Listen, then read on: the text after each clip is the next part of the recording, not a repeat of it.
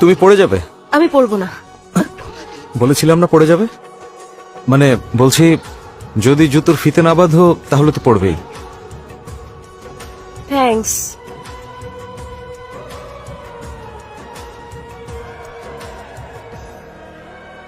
মঞ্জু, ও তোমার দিকে আসছে।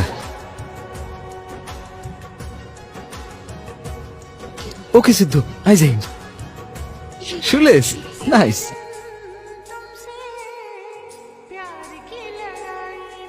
বাপরে, তোর সাথে দৌড়ানো তো পসিবলই না। কি হয়েছে, কি দেখছিস? আরে 5 মিনিট আগেই ও আমাকে ক্রস করে গেছে, এখন আবার চলে এসেছে।